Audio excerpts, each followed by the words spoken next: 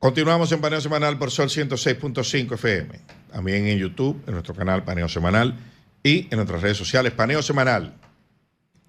Miren, nos quedamos. Sí, estamos tratando de, como decía mi hermano, el tema aquí es que esto explica la diferencia y cómo hoy la idiosincrasia del haitiano. ¿Cómo piensa? Y le decía, como decía mi hermano Alberto Despradel, para poder entender el Haití de hoy necesitamos conocer las confrontaciones internas. Cuando Toussaint logra la estabilidad con la derrota de Rigaud, recuerde que Rigaud era mulato, y Rigaud se va a Francia, logra unificar todo el territorio debajo de un solo objetivo, que era pues el control de Toussaint. Y Toussaint inicia un proceso de autonomía con el dictado de la Constitución de 1801, que se separaba de Francia. Pero en ese intermedio recibió precisamente la oposición de los negros bozales, de la Plum, y termina matando a la Plum. Los fusilaron, que había sido uno de los principales héroes de las batallas contra Rigaud y contra los ingleses. Y Toussaint termina fusilándolo. O sea que no, eso no era un camino de rosas. No. Ni de armonía entre ellos, sino que habían pugnas. Es increíble cómo la historia condiciona esa idiosincrasia. Así es. Haitiana. Su propio sobrino, Moïse, hijo de su hermana, también él lo fusiló. Porque Moïse tenía una visión, jovencito, 28 años, por cierto, tenía una visión de que los negros tenían que vivir bajo un proceso mayor de liberación y no bajo la idea de colonizador que Toussaint había implementado. Y que entendía que el proceso antiesclavista no podía terminar con los negros adscritos a la tierra, que la visión de Toussaint no era esclava, sino que para poder hacer crecer el Estado era necesario dejar de ser nómada, dejar de ser un vago y ponerse a producir productos de exportación e importación productos de exportación para poder hacer crecer el Estado que él soñaba. La llegada de Leclerc cambia el asunto. La llegada de Leclerc, que fue tremenda, ahí inicia la verdadera guerra de liberación de Haití, de lo que es Haití. Sí, que mucha gente sitúa, ese es el punto o sea, ignoran el proceso de la rebelión anterior. Sí, es aquí que comienza. Ajá, pero ya había El primero es antiesclavista, el segundo es independentista. Exactamente. Estas son dos reacciones diferentes. Dos realidades distintas. Pero Leclerc viene primero con promesas. Pero sin embargo están conectadas, Werner, Totalmente. Porque ya la actitud de lucha de lo que hoy es Haití ya estaba por el tema del antiesclavismo. No, pero ya lo veremos. Sí. En 30 segundos lo veremos. Sí. La llegada de Leclerc viene con las promesas de que iban a mantener los líderes haitianos de la élite sus mismas privilegios. Y al principio se le oponen Toussaint, Christophe, Jean-Baptiste Sanssouci, Dessalines se le oponen. Pero luego todos van uniéndose a los franceses hasta que dejan a Toussaint solo. Y Toussaint no le queda más remedio que de capitular, pero es que no lo apoyaron porque los franceses vinieron vendiéndole la idea de que no serían esclavizados, pero tampoco iban a entrar bajo régimen de Toussaint. Y garantizando al mismo tiempo los beneficios que tenían los líderes haitianos. Y al propio Toussaint, el propio Dessalines, que era su mano derecha. Bueno, hay plantea Trouillot que esto fue mandado por el propio Toussaint y otros biógrafos. Al final Toussaint termina en Francia y muere en 1803, y en noviembre de ese año, en 1802, vuelven y se unifican los haitianos, pero ya con un proceso de liberación. Entonces, ¿Y cómo esa vamos a decir, esa invasión, ese movimiento, ese ejército que encabeza Leclerc, ¿cómo de ahí termina en una guerra étnica? Donde la orden era eliminar a todos los negros, ¿no? Eso lo inició Rochambeau. Rochambeau, exactamente. Hay unas cartas de un enviado español que venía de Cuba, ¿cómo se llamaba? Sí. No recuerdo. Donde él decía, donde él le escribía a la corona española diciéndole, miren, no hay forma de que ganen, de que los franceses ganen esta guerra, porque la orden es exterminar a todo el mundo. La orden era exterminar de parte y parte.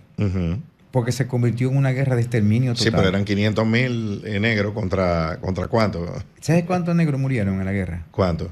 350,000. ¡Wow! De medio millón que habían, medio millón 550,000, murieron 350,000. En todo el proceso. Sí. O sea, la guerra contra los franceses. O desde la rebelión desde la hasta... rebelión, pero entre los dos procesos. Pero donde más murieron fue entre 1801 y 1803. O sea, en 2 años... Sí, se considera que murieron cerca de 200,000. ¡Wow! Increíble. Sí, pero es por muchas razones. Sí. No solamente en la guerra contra los franceses, sino que hubieron guerras dentro de guerras. Sí, intestina, conflicto interno. Porque Jean-Baptiste Sanssouci, que era bozal, no se unió a los franceses y fue perseguido por los propios negros.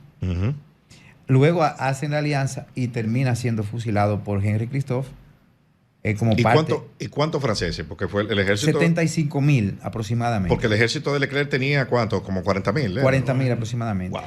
Eran como 80 navíos. Del ejército de Leclerc murieron cerca de 30 por diferentes razones. De los 40,000 murieron 30,000. Un poco más. Un poco más. Pero en total... el mosquito acabó con Leclerc mismo. Claro, con Leclerc, el mosquito mató unos 28,000 aproximadamente, wow. Tal vez más. O sea, de los 30,000, 28,000 se fueron. Cerca como 32,000. De los 30,000, cerca de 28,000 murieron por el mosquito. ¡Wow! Increíble eso. Esa es una de las que dice que no fue los haitianos que ganaron la guerra, sino el mosquito. Sí, porque hay lo que dije ahorita, a los generales haitianos se le atribuye la estrategia a uno de ellos. El general Mosquito. Exacto, decir, no, mantengamos al enemigo en la zona baja y nosotros en la montaña y dejemos que el mosquito trabaje. De hecho, algunos de los biógrafos de Toussaint traen la información documentada incluso de que Toussaint al principio llevó a cabo una guerra de retardataria. Sí, la guerra de atrición, la guerra prolongada. Esperando que el mosquito y el clima hiciera su efecto. Solo que los seguidores de él le dieron la espalda.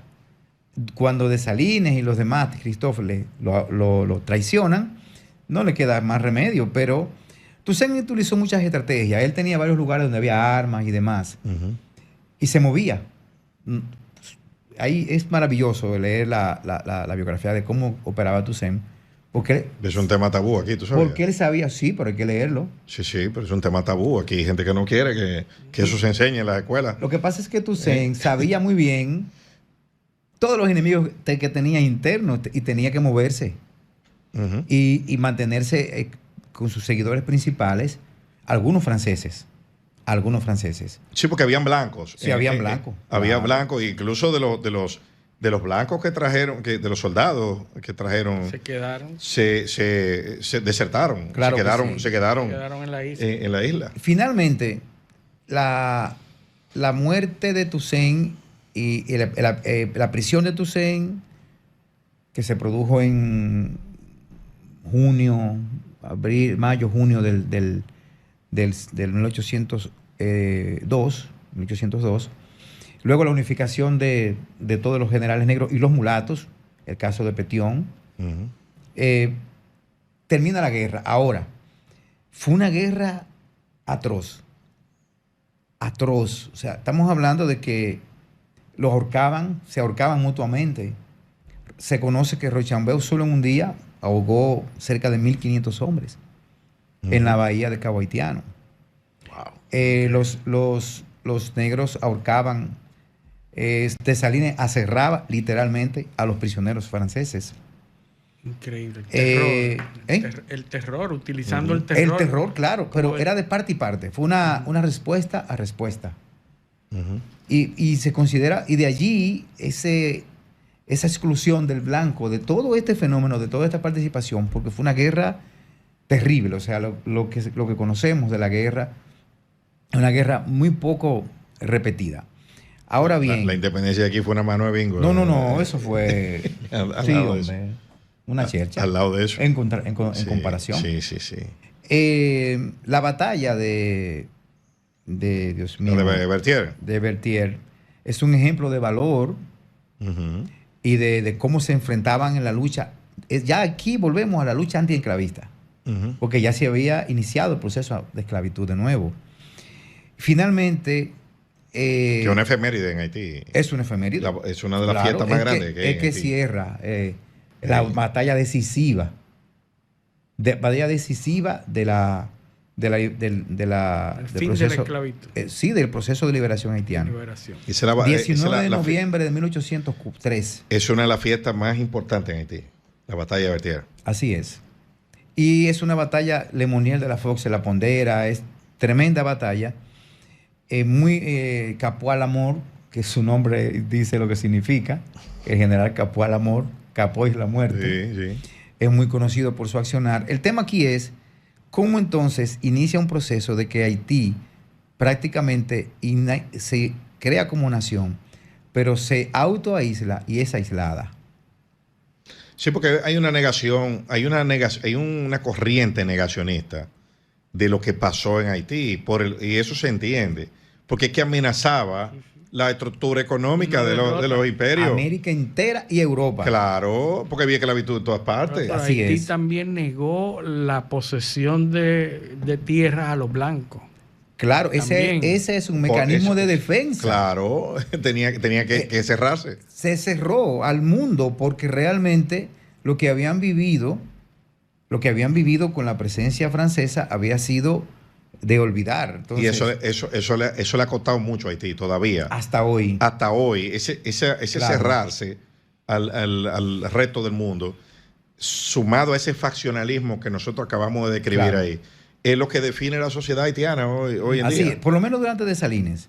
Porque ya con la muerte de Dessalines, que se produjo un año después, la división en dos provoca una cierta apertura. El caso de Petión, que apoyó a Bolívar en el proceso de liberación suramericano, y a los dominicanos en contra de los franceses, tanto Petión como Cristóbal. Sí, porque era el enemigo. Era el enemigo. El enemigo común. Y ni qué decir, o sea, realmente fue un proceso difícil y los haitianos vivieron durante esta época una exclusión mundial literalmente, con exclusión de